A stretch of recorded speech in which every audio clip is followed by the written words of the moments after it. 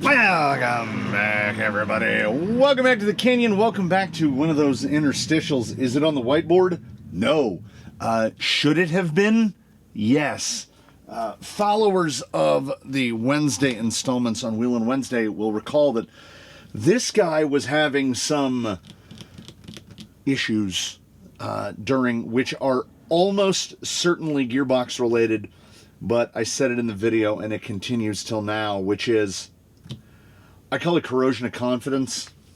What happens is something goes, and we're going to do the full teardown. And if we're going to do the full teardown, we might as well Canyon change it while we're here. You know, that's how that always works. So we have to get the cage off. We have to remove the gearbox in its entirety, pull all of the electronics except the servo. I believe that gearbox will be absolutely fine in service somewhere else, but I very seldom use the dig anyway, and I just don't trust it. There's fasteners falling out. This it's like finger tight. This tried to come out during the last one. We've got to remove the knuckle weights, disassemble the portal boxes in their entirety so that I can get to the hexes, because these are, unfortunately, and I guess I didn't pay attention to it before,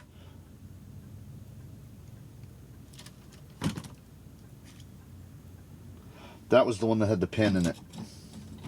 And this is why. Look at the bend in that. Absolutely bananaed it. So I've got cobalt, I've got carbide, I've got all those things. We're gonna drill these out to 2.5 millimeter. We're also going to shim these stubs. It's this, ladies and gentlemen, this is a full go through, because I don't. Corrosion of confidence is real. And the trick, this one feels bent too.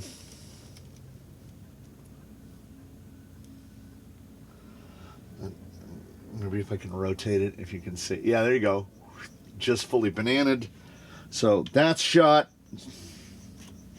And this one's way worse.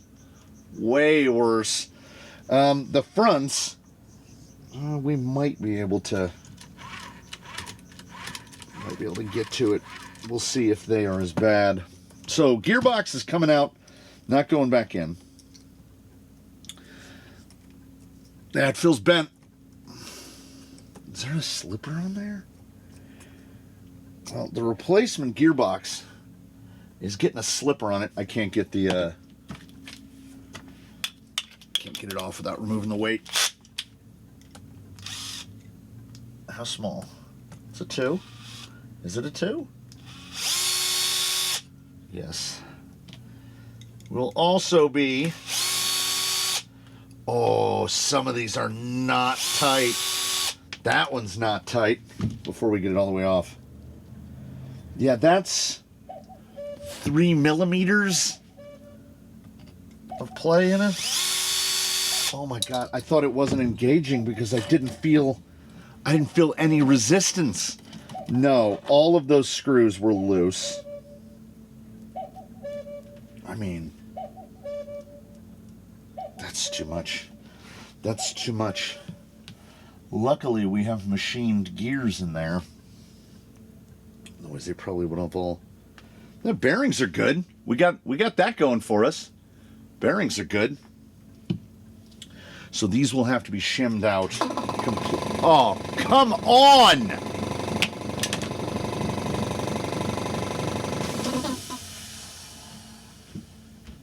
It's like it knows. It's like it has a spirit that lives inside of it.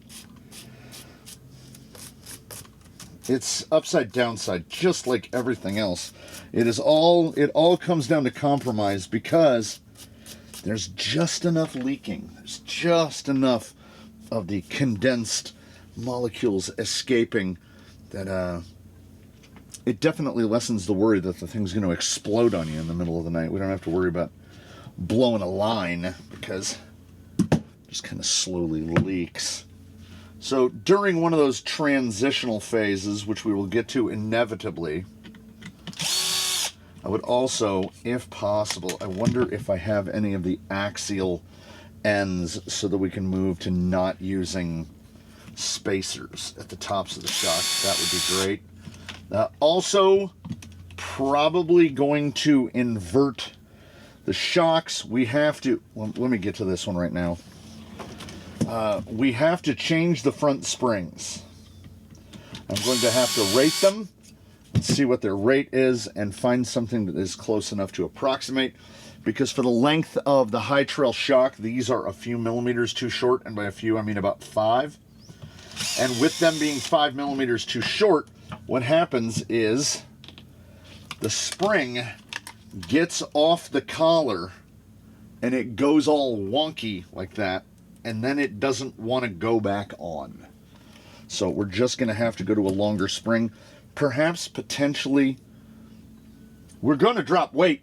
We're going to drop weight here because the Stealth X is going in. A single gear Stealth X, no underdrive in it, because we're already getting the underdrive from the axles, I think. Yeah, sprung weight might go down a little bit. Maybe, little, potentially, possibly. And if that is the case, then we can go a little bit softer on the spring in the front. When the skid comes out, we are going to do some drilling. The holes at the ends here, which dead-ended in Delrin, we are going to drill out all the way through, and then run a tap through it so we can run a big long like 16 through there. There's no chance of any of the elements of the suspension hitting it. This is how it goes. There's a lot more bite on that one. There's going to be a lot of fasteners replaced. We are going to pull the third members. We are going to replace the rear upper links. No, we're probably not. I just thought better of it. I thought we were going to replace the rear upper links, but instead we will just go to a slightly longer rod end. I would like a little more kick on it to get that pinion out of the way, better drive shaft clearance, and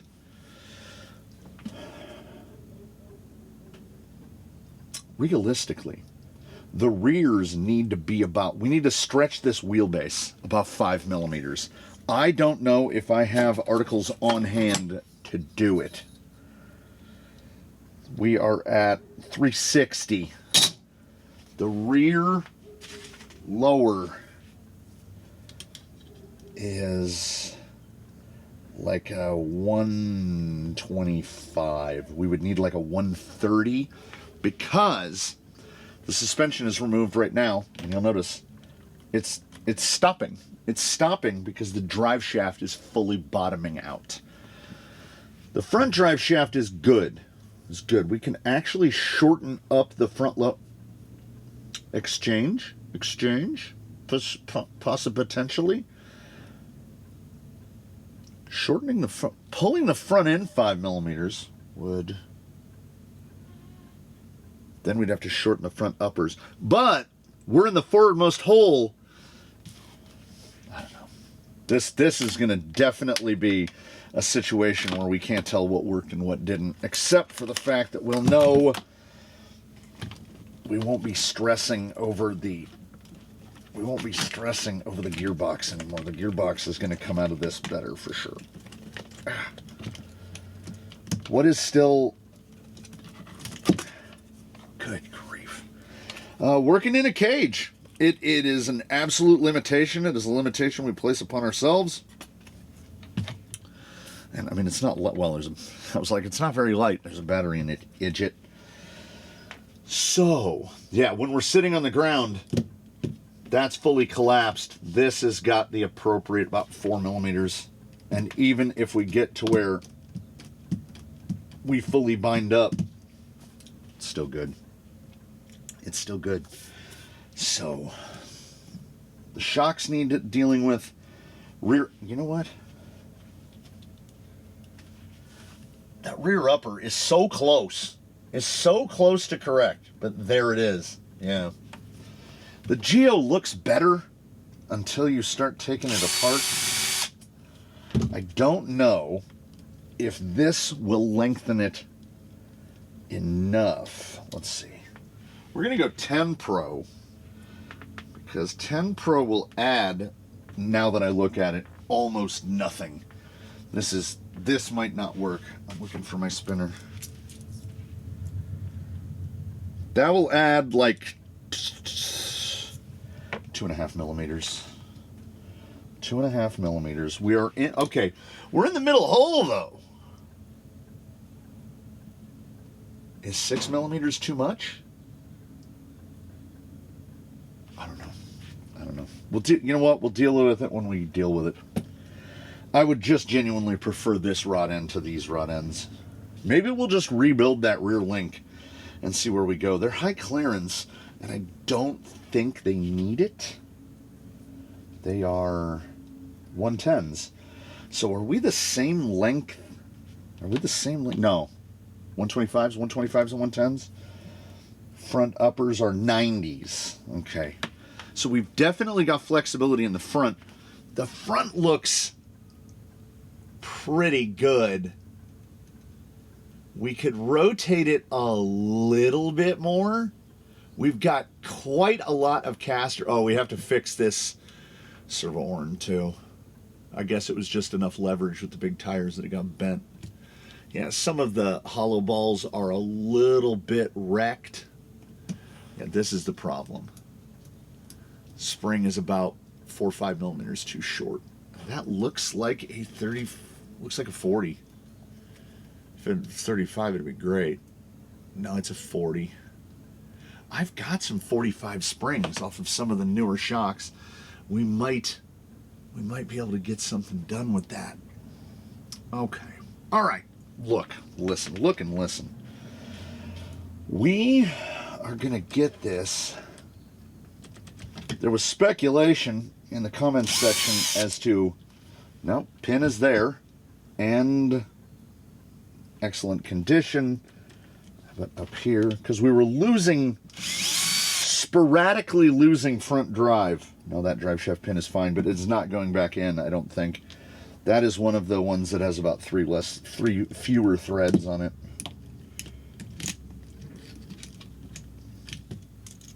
I'm going to pull these because I want to double check and make sure that one isn't actually, I'm 90% sure the front and rear are the exact same length. I think that can use it. It's got an E-clip on it, but I think it can use a spacer, Teflon spacer under the E-clip. That one is in. No two of these are alike. All the drive shaft pins are slightly different, which is great. I do love that. The gearbox feels smooth. I don't understand what went wrong with it. It went through that service and everything got worse. So StealthX will not give us those problems. This drive shaft pin is absolutely fine, and it is also different. Yeah, there are 4 different drive shaft pins. All just slightly different. Let's check this guy. Pretty sure they're exactly the same. They are indeed. Yes. Yeah, it's the same thing. It's the same thing front and rear. All right. All right. What we want to check is clearances, all of the things. Full canyon change about to go into effect. Happens all the time because, as you know, if you're going to take it apart, why make one change when you can make 10? That's how I feel today. Carefully, carefully. A lot of little wires. Let's take it easy. Drop it back down to, yeah, let's just unplug everything while we're at it. Is that hardwired? Yes. All right. So the servo is staying. That's good. Shocks are staying, but they'll be flipped, resprung, and they're GTS.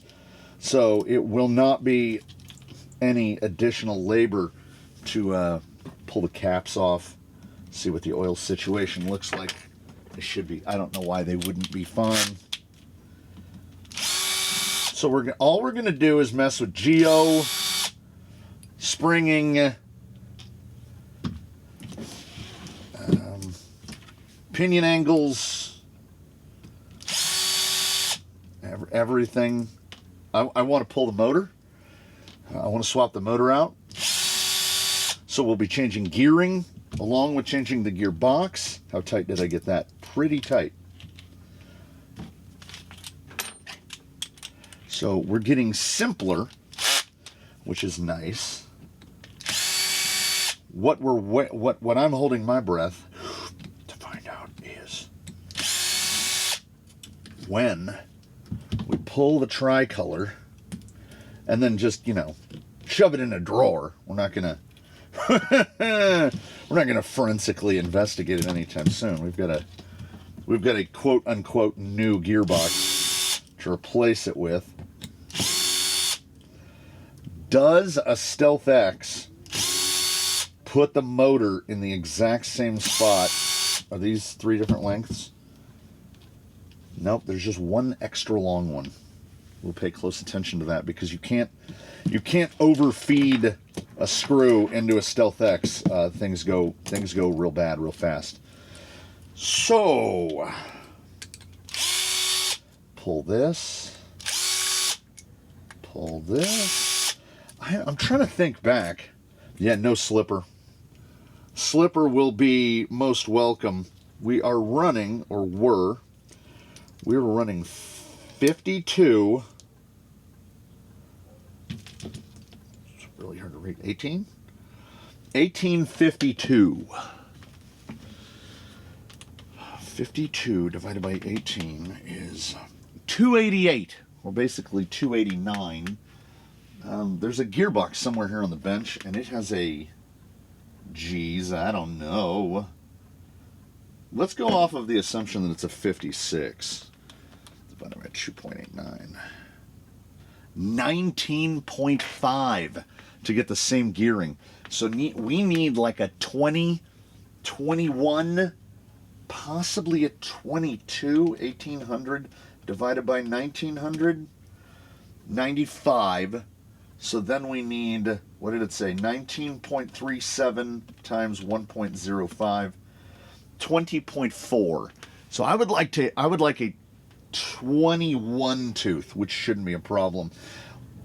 But potentially it will be. It shouldn't be a problem. That doesn't mean anything. Saying something shouldn't be a problem is not going to. The universe scoffs at such confidences. So I took the dyed green housings.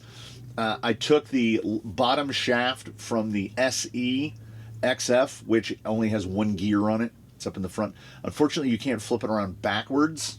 That's it's problematic.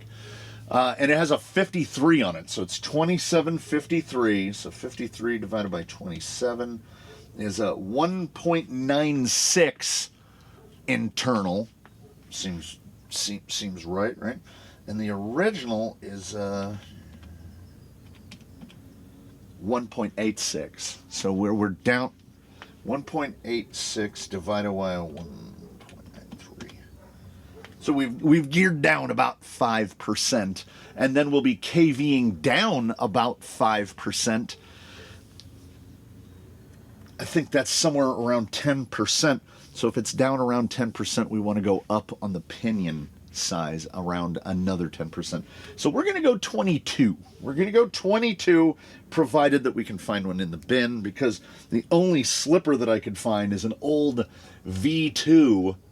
This is a crazy thing. We are going to, this is spinning real free, and that spur has got none the wobble on it. Here's the question. That screw is a little long. We can go down on that screw length because it's sticking out. We're already mounted to the outsides. My only, it's not even going to be an issue. So this case has never been mounted. we are looking at thread depth. You can get about 8 millimeters into that. They are all going to be the same length because the skid is flat. And the skid is set, so we need 7, 8, we need 15s, which means we need 14s so that we don't over penetration is the name of the knot game. You'll see, you'll witness in one way or another, either in real time or in me explaining post-transition. We are going to replace probably 75% of the fasteners on the vehicle because we're going to treat this as a service as well. A lot of this is unnecessary. A lot of it is deemed necessary. Let's get the gearbox bolted down and just do it. I'm currently OCDing through the bin where I have to find 4 M3x17 flatheads that all have the same head on them, and I just dump them into bins. So it's a problem for future me. The only issue with that is I am future me right now. Let's double check. Let's double check. Ooh, that's close, is it not? That is 7 millimeters. You better be confident, buddy. You better be real confident that that's not going to overdrive. That's going to overdrive. Let's just do 12s. Let's just do 12s. We've already discarded about half a dozen screws. Have already gone in the round file. And a lot more. And I'm going to check every rod end, and any rod end that has any amount of play in it is going in the circular file as well. Because if we're here, and all I can figure, here's my only logical conclusion, is that we didn't do enough. We did only what was necessary. The gearbox had the clack, pulled it apart, attempted to remedy the clack, and it broke everything. Okay, that fought me. Because I haven't disassembled it enough. I'm trying to never use half of your ass. Use the whole ass. Just go all ass. This is Legacy Fusion 1800, the long boy. And the only question is, what gearing can I accommodate? We're going to have to do a little bit of a something. First, we've got to get a gear cover from the bin of gear covers. Hopefully, maybe there'll be one that's already cut. So when we cut this one the rest of the way, we won't. Oh, but did I see it? Oh, I mean, you know, will it fit? This one has a hole in it. Will it go through the hole?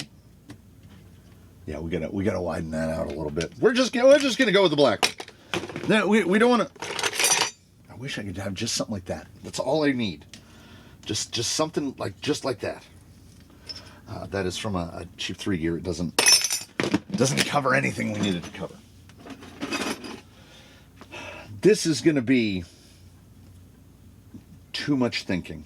There's going to be too much thinking. I'm going to underthink a lot of it, and I'm going to overthink the rest. That's how we're going to do. Because I've put myself in a cage, and we don't want to have to do this again. Now the question is, where is this going to line up? We need to loosen this. Or do we? Yep. It is directly touching the side of the can. Luckily, I can see the scuff mark. Let me guess. It is a 16, which means a 14 will probably get the job done. 2 millimeters shorter, perhaps. Other than that, we can start grabbing washers if necessary. We just don't want it coming through into the side of the motor. Okay. So ultimately, also, I will dig around if need be. And if it has to go to a single plate slipper, God, I would love to run this guy. Because I think the no slipper was the biggest part of our problem here. We're going to find out what is the maximum that we can possibly fit in terms of pinion. I'm almost positive that's a 56. And I think we need to go smaller. Oh, yeah. Well. I over-tightened. Let's slide this over. Slide it over as far as it'll go. You know what? We can get to the end of the slots. We're at the end of the slots. We're flushed up. I didn't angle that down too much. We've got to figure out, there has to be some other solution similar to what I had going on here. This is why I know that I'm not too worried about adding any additional weight by dropping a fusion in there. Because I made no effort to reduce any of this. Just a big old plank of Delrin on there. That gearbox is lighter than this gearbox. We're removing a channel. This can go on somebody else. All of that is going to go into some other build in the future. 1800. This is as far over as the 1800 will go. We are pressed up against the suspension. And now that I'm looking at the pinions in the drawer, okay, 18 doesn't even touch. Come on. Was that not an 18? Is it a 12? I think it's a 12. I already... Look, here's my defense. Come on, focus. Help me out. Help me defend myself. That looks like it says 18, right? Is it a 13? It's a 13. So we need to go lower than 4-1. And that's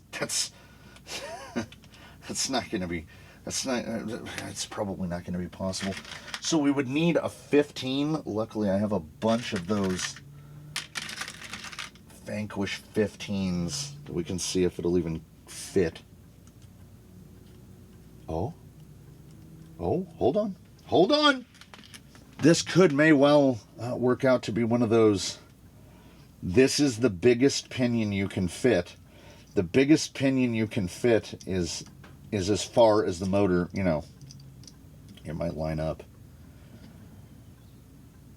Because what is that? What is that? 373. I'm on board.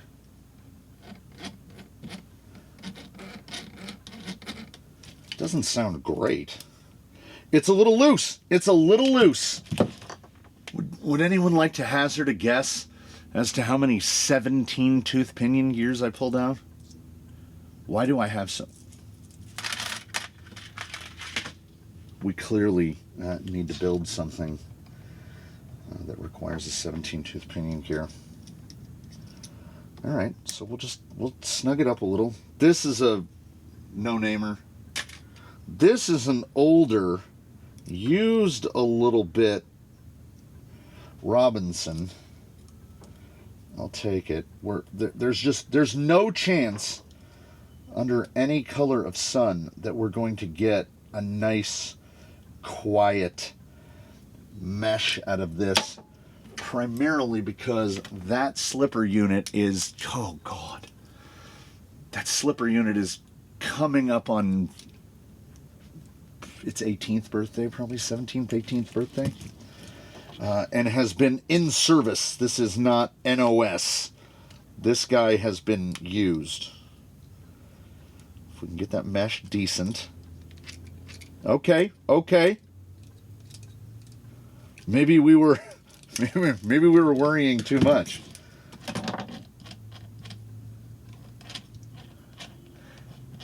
It might be the tiniest bit raspy.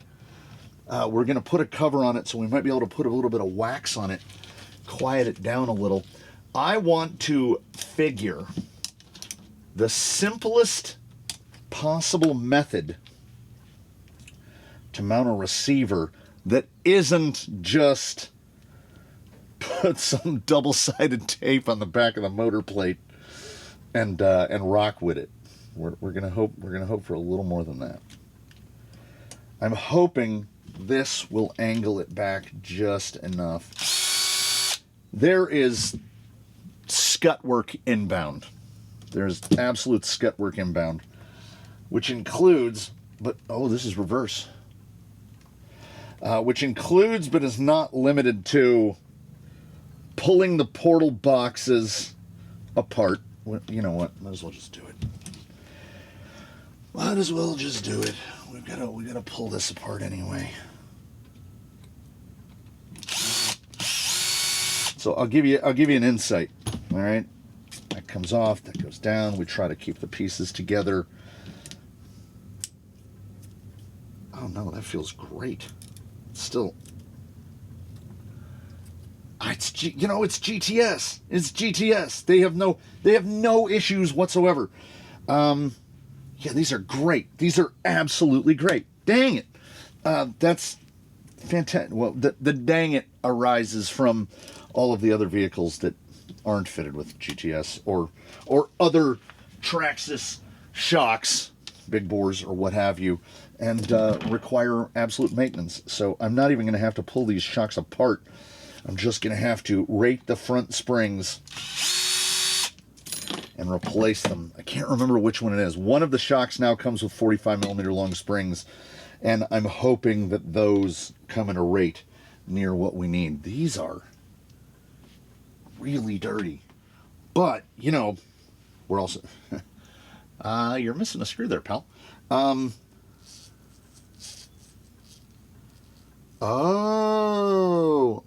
Oh no, that is really loose. You won't be able to see it. Yeah, you can. Look at that carrier wobbling around. So that's not helping. That's definitely not helping. These will require the whole thing. Pull them, strip them, shim them, grease them, put them back together. And well and truly, I believe that the front will be in about the same condition. Hopefully. The universe is going pretty easy on us so far, to be truthful. Oh, he's on there good. Get the old trim tool. Nothing. Upholstery clip remover works so good. It works so good. Scrub. Yeah, we're going to have to check. Those are all great. It's pretty okay. This guy's got a nice twist in him. I tried to just put some pliers on him and bend him back that way. That didn't really work. I have to take all of it apart. It's all got to come apart. It's all got to come apart so we can get put back together. Where's my spinner? I've got to modify that gear cover. And as I've said in the past, on every possible occasion, I don't much care for gear covers. And we don't have an outrunner. We've just reduced our wiring by a whole lot. No motor wires. Does this guy have a plug? No. We gotta hit the soldering iron though. He used to. That's been the JST has been removed from there. Okay. Front shocks resprung. I want to drill these. Did those rod ends. Got to do the whole go through on the axles. This is, no one should have to do this, much less sit and watch it. I will replace all of these screws. We're going to have a big old pool of thread lock out here. That is so much play in that. So much. And all we can hope is that on our cheap housings, all we can hope is that that play is not bearing related. I don't even think did I re-grease these? Yeah, that's definitely CV joint grease. So we've got to come all the way apart, as we would expect. Let's do that. Let's do that, and then it'll get blurry, and it'll come back, and you'll be like, oh my God, he's done. Yeah, these are not. Did I build this in a hurry? Does anybody remember? Oh, bearing just, that gear is dry. There's not much left. That bearing just leaped out. No grit up in there. You'll love to see that. Let's see how easy these, would you get away from, let's see how easy these just drop out. Oh, there's nothing. There's absolutely nothing. Okay, without using any power. The whole thing is just flopping around. That wasn't even tight. I can tell it's already, and there's still a screw in it. Also, not tight. There isn't a tight screw in the axle. And there's no grease in there. Oh no, once these are tightened down correctly, I see all my shims. I did my due diligence there. I think all the axles need is a whole mess of thread lock, grease on the gears. I'll check the bearings, put them back together. But we do have to, we get to this point, drop the covers, pull the bearings, drop the pins. They run that nice big 2.5 millimeter pin. You love to see it. There is some flaring at the pin, so I'm going to have to, see, I'm going to have to pry these apart. Oh, that was definitely CV joint grease in there. Yeah, I can't even get the bearing off. So, yeah, when those pins, because all the pins are bent, all the pins were kind of biting the edge of the hole. So those will all get drilled out to 2.5. Not a problem. The problem will be pulling them apart. This is all still shimmed well. Every screw on here is either loose or missing. Can we see it? Oh, yeah. That's the side with the one screw in it. This side's still tight. This side's still tight. So that was all holding it together. Routine maintenance, everybody. Routine maintenance. This is,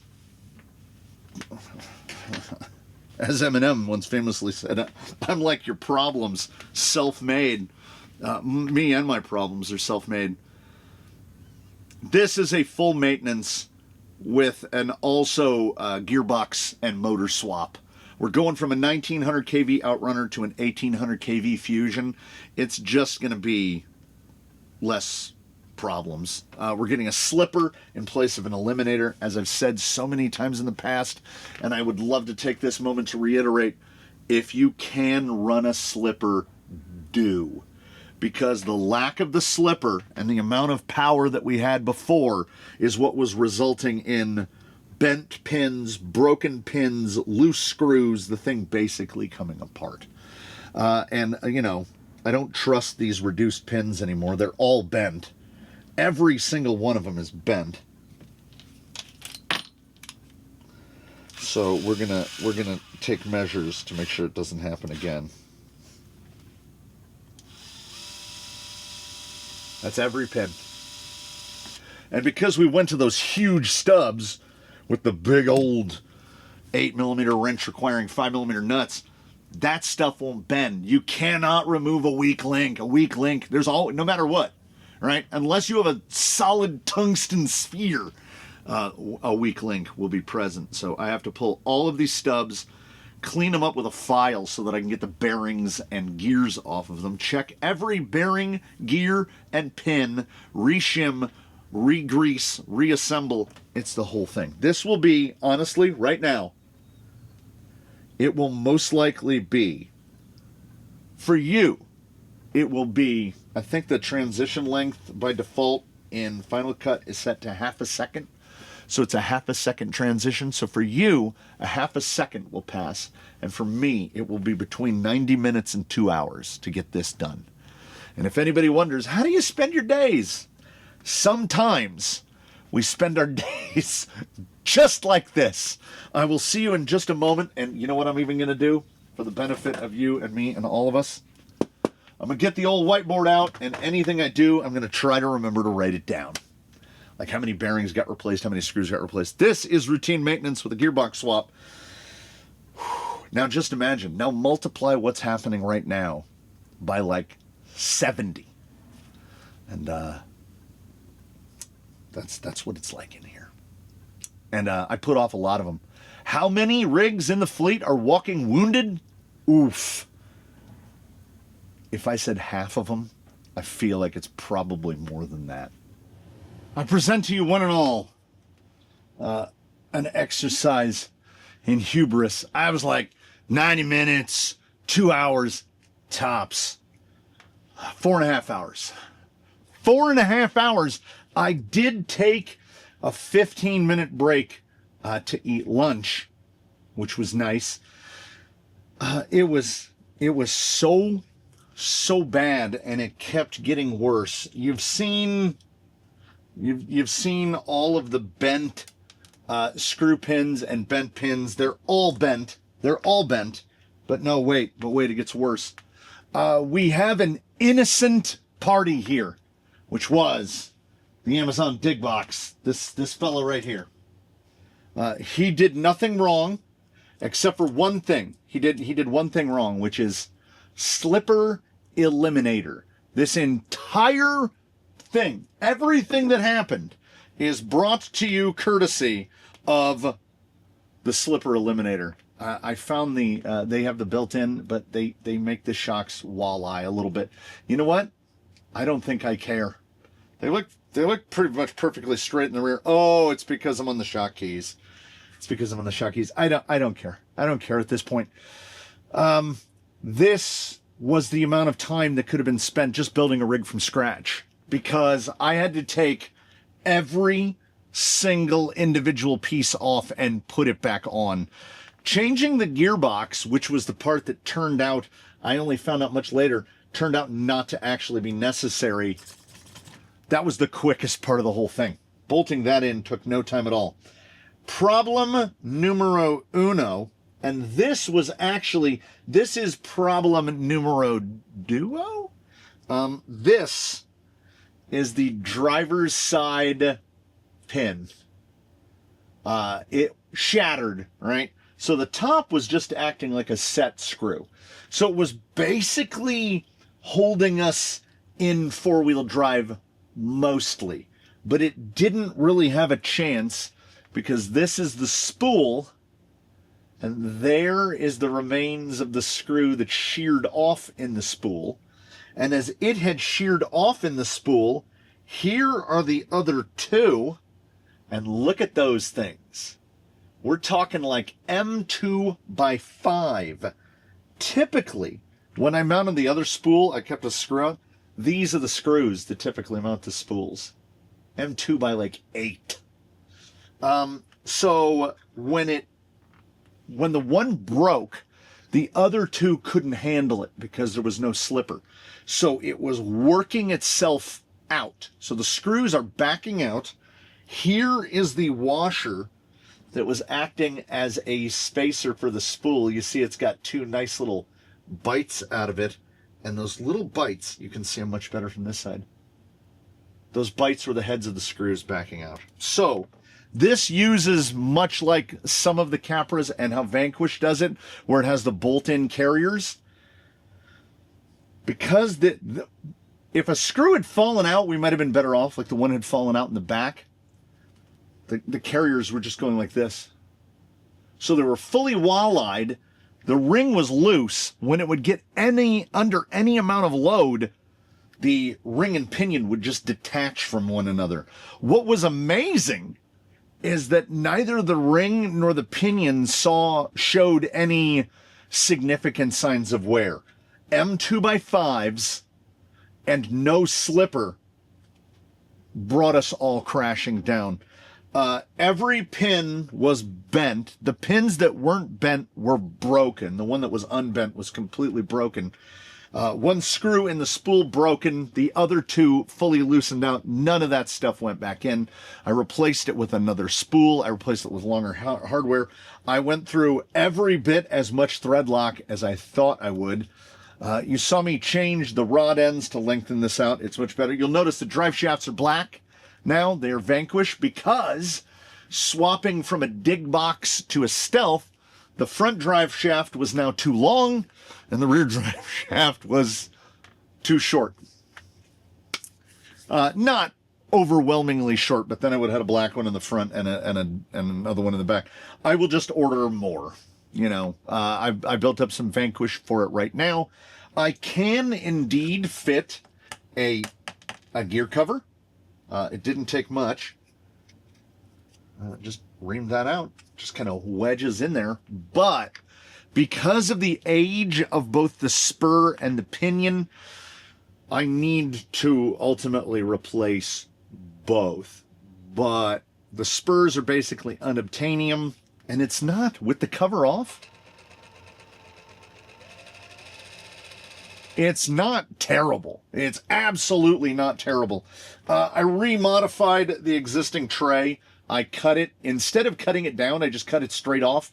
And then I had to make a little Kydex tray that bolts down onto the top that has the receiver on it. And the button is right over on the other side right there. So I can just reach in and boop, turn it on and off.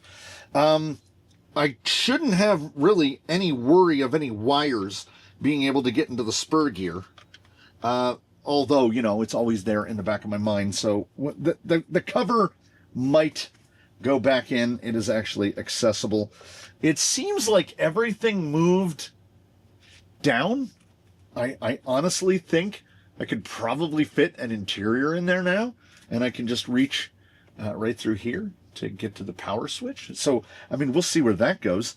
I had to dial all the steering trim out because we bent this back. We replaced the springs in the front. Remember when I said that I had 45s? They were formerly deluxe mediums, which are 2.3 pound. We replaced them with 2 pound. These are 10x45 2 pound. Should behave about the same. And they're the correct length. So now we have 45 millimeter springs, front and rear. The drive shafts fit. Changed those rod ends. We changed the front lowers to a length about 5 millimeters shorter, and then moved the uppers to accommodate. So the pinion angle in the front is nearly perfect. It could have more clock, but more clock would mean less caster. So we're going to leave it as it is. Changed the spring cups and the rod ends to ones that were on a set of Chavtex, because I just like the look of them better. What else? I know there was more. Oh, yes. It was an 830, 1223, an 830 and 1223 with a dig box in the middle. This vehicle had no overdrive, no underdrive. It was really genuinely surprising how tight it managed to turn. I felt like I was working on a Turista. Honestly, I have such dim and hazy memories of ever building this thing in the first place that everything I did today felt like doing the process for the first time. So it sits pretty much statically perfect. This thing is high. We've got 75 millimeters at the skid, and because it's a flat skid, it just has like 2 little nubbins, which are the big rod ends. I could switch to a rod end with a smaller eye, and that would make it even flatter, but then I would probably wear through the rod end, so we'll just leave it as it is. Clearance at the front pumpkin is now 60 millimeters. The clearance at the rear pumpkin should be about 60 millimeters. The driveline angle in the back is now well clear of the lower links. We should not have any issues there. Rear is coming in at a smooth 170 millimeters. The front is coming in at a smooth, well, almost 175. We'll call it 173, 174. So we have a little bit more travel in the front, and we have better link length differential now because we changed the front lowers. We are now 355. So we pulled 5 millimeters out of the wheelbase, which is what I had anticipated, is what I had hoped was going to happen. So now, eye to eye in the rear, 165. Eye to eye in the front, about 143. 22 millimeters of split. I mean, you'd want more. I think optimally you would want more. So if I was going to do anything, I need like a double bend or other high clearance in the rear just to put 10 more millimeters into the rear. Get us back to 365, and then that'll get that differential spread a little bit more. I don't think we're going to see a negative by tucking the rear in another 5 millimeters. Everything is very flowy. It's not a problem. The springing feels spot on because we do drive these to location. It isn't carry it to the rock and set it on the rock. So I want to run it sprung. The wife's is set up semi-droop, and now I realize, obviously, after the 4.5-hour process of this, the wife's is going to have to get a go-through. All the noise is spur and pinion, which is not surprising. That spur gear, the whole slipper mechanism, spent a bunch of its time in a Traxxas slash. What I need is access to some new old stock materials. I need like an Avid Triad. I need an associated V2 setup, whether it's 32 pitch or 48 pitch. I did run it back and forth on the ground here in the shop to see if, it actually worked, to see how loud it was going to roar. Imagine if the spur and pinion in there weren't over a decade old and had not seen basically rough trade. If we're fresh teeth, if there's a brand new spur and pinion going in there, and the thing of it is, I can go 48 pitch. I would prefer to keep this guy at 32 pitch, and I'm not mad. What it is I don't have plates. I don't have plates. I've got pads and spurs, but no plates. That's why we're in here with the double. And I hope it's not tightened all the way down, because everything today, half of my day gone getting this operable again because no slipper. But now he's not only got a slipper, he's got a slipper that runs 2 pads and 3 plates. So at the very least, it will wait. 3 pads and 1, 2, 3. 3 pads and 4 plates. I'm sorry. Maybe this guy is the optimal setup back there. So I'm happier with the angles. I'm happier with the springing on the shocks. Everything looks good. I genuinely, I had a thought. We can undergo a small thought experiment. This will be ballparkery. We're gonna ballpark. I've got another Legacy Fusion, and this will be to pounds because I had to rate those springs. Okay, so that together, 384 grams. The weights will be close. This is a full stealth with underdrive, overdrive, all that in it, whereas that one doesn't. It's just a single output gear.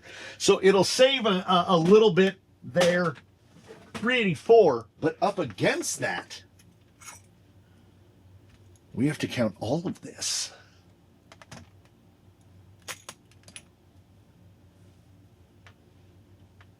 340.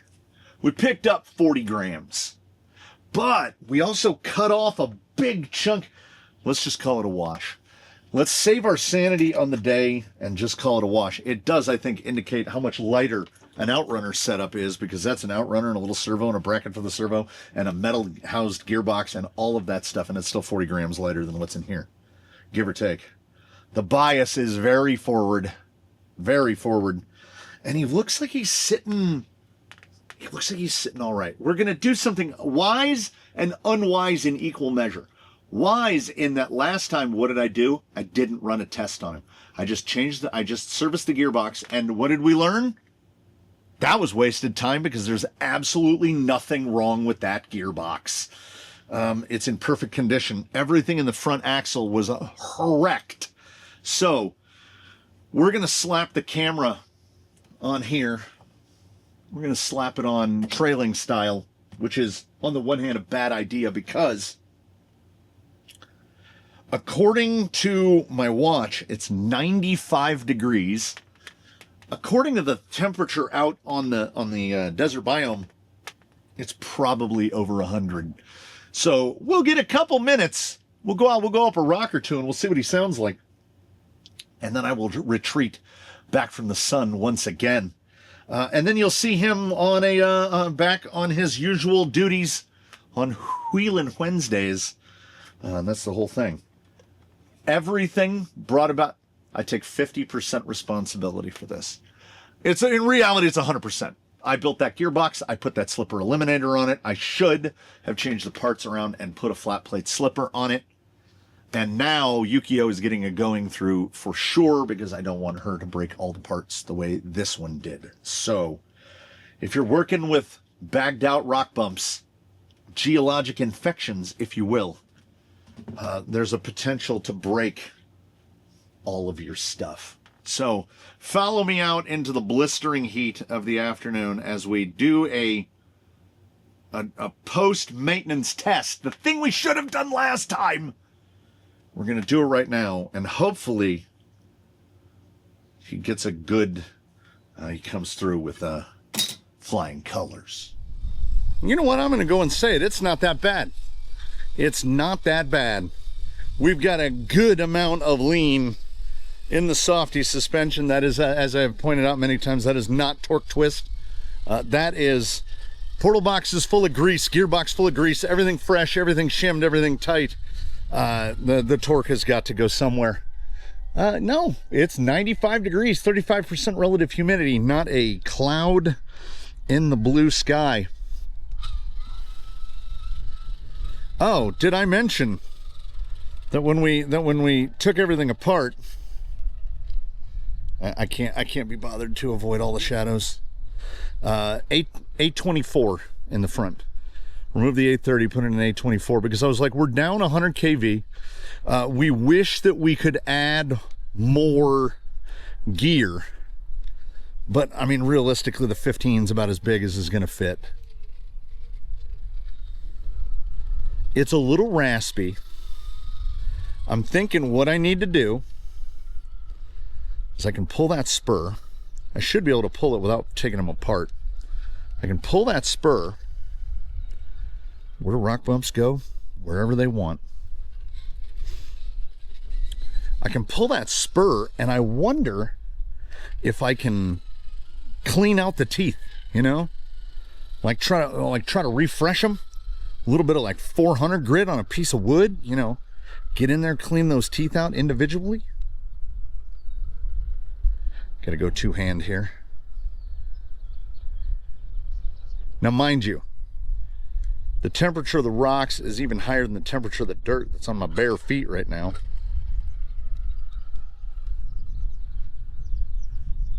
J-Concepts green is pretty neutral in its treatment of surface temperature, more so than my feet.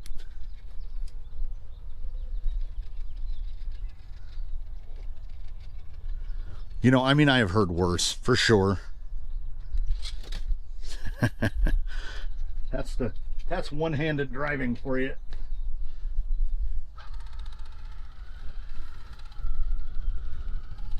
And like, here's the decision I couldn't make. Do we try to sand them, or do we just wax it and think that that'll be good? Because if I wax it first, sanding it is not going to be fun. Whew, it's so bright.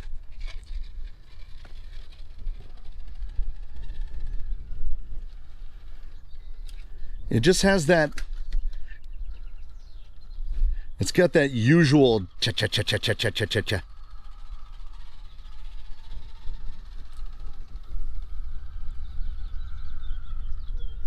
It's definitely four-wheel drive now. And now that we've got 20%, turning circle does not seem like it's going to be a problem. And it sounds like he's rocking a machine gun, but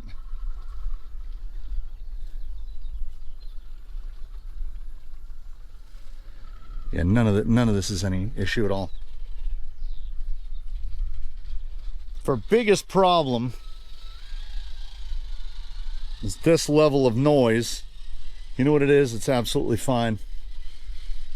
Let's see, how hot is the ground?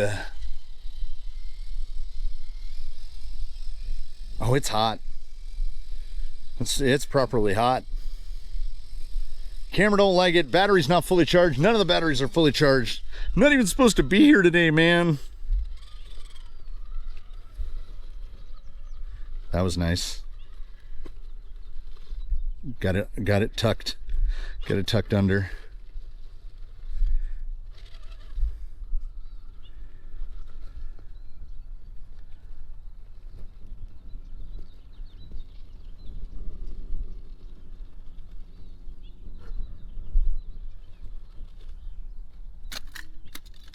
It was the steering. It was the steering. He had it. He had to go. Ooh, I dropped that right on the axle. Get a little more angle up. Let's just go straight up this face. Let's see how we do on this. I'm happy.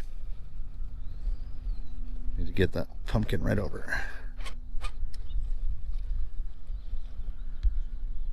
Yeah. No real complaints. It feels like it was worth the time. We're back. We're back in service.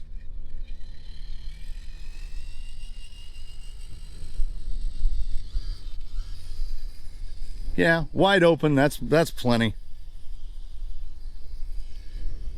Turning circle nice and tight. See, we can lean that way. And then if we turn the other way, we lean the other way. All right. I feel like we're in business.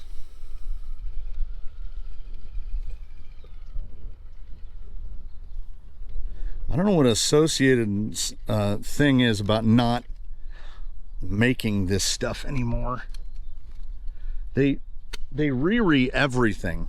Like they can't bring back all these slippers. I mean, I've seen some of them. They're like $50, $70.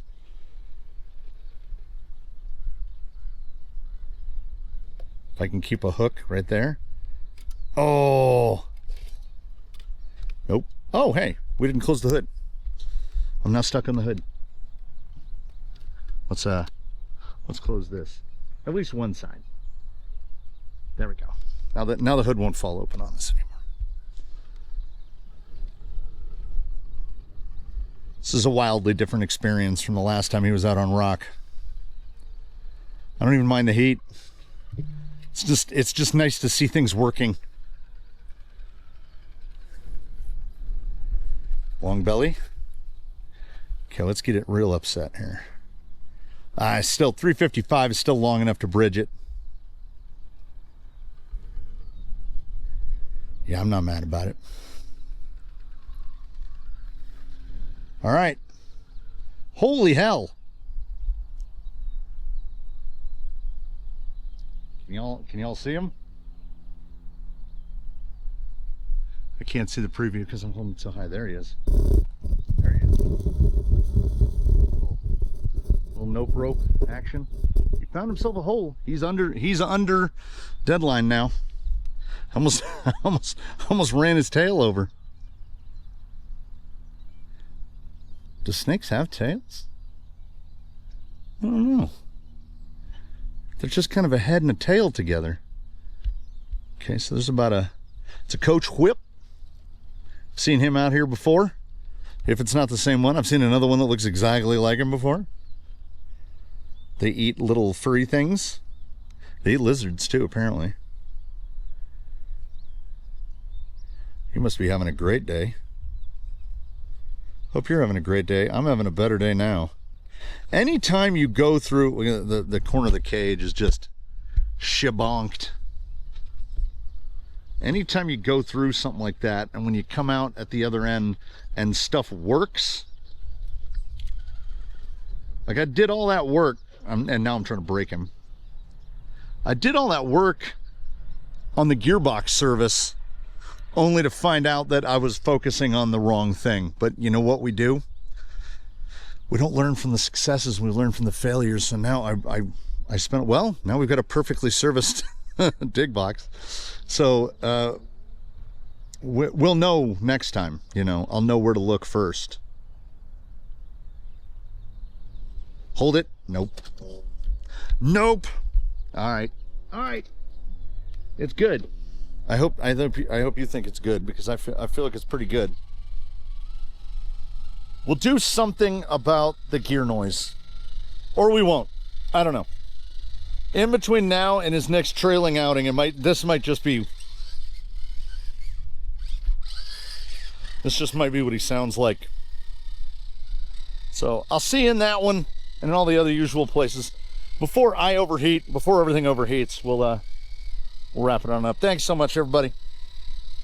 All the usual things, but foremost, the most important, in between now and when we meet again, please, one and all, do your very best. Have a good one, everybody. We'll see you again here from the canyon or outside.